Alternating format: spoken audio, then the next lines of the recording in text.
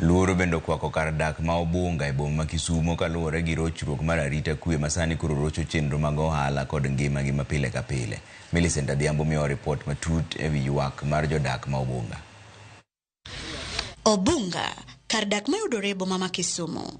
Chenro mag ohala sani tieko sa 12 odhiambo ok dwa johala to nikech luoro kaluwore gi rochruok mar arita kwe. Joge wa inego joma tiyo ok nyal tiyo gi kwe nikech isiki go gi sate imagi mwandu gi magin go.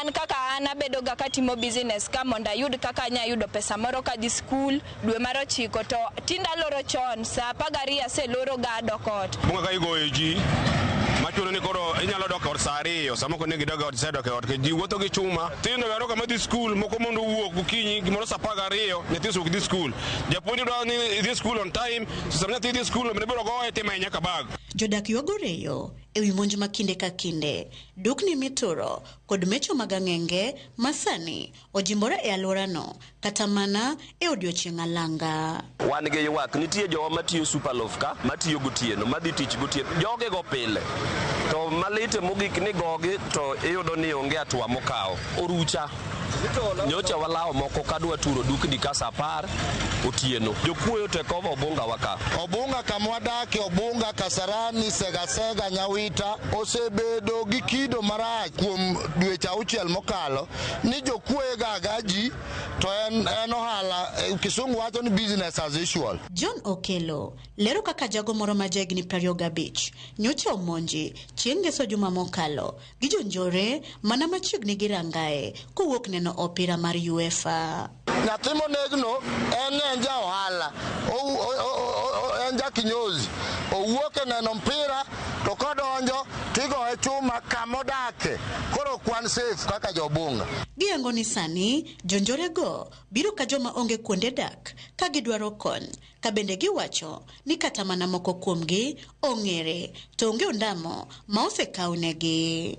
To polisi bende nitie wago ni polisi moko nitie kama osebudho kaka higni 3 onego wilgi okelno machielo nikech ok wani tich magitimo nikech ok wanyal dak luor kuma nonyuolwa koro chalo joma kendo wan jopango.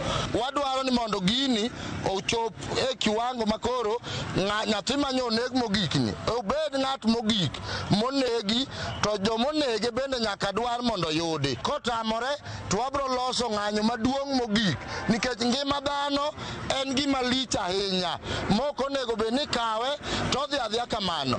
Jodak go koni kata obedo ni gisechwalo lipode ka obila onge ondamo moramora ma obila osekawo ka obila bende ok tim kata kachero. Ok wadwar ni mondo wach mar goji gi dimboni obed normalize tiende ni police tindo kata ogoyi itho ogoyi pod ngima ni wachno mbele police en normal. Omiyo wakwayo PS Raymond Omolo, wakwayo regional commissioner, wakwayo DC, wakwayo chief, wakwayo assistant chief, wakwayo police OCS Mobunga ni koro ji mondo rwak wuoche mondo police onindoko. Ok nyal bedo ni jodimbo nindo oko to gin ok chulgi police to ninde ot tichul.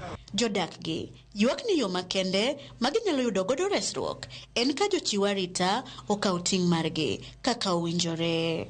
Millicent Adhiambo, Ramogi TV, Obunga, Kisumu County.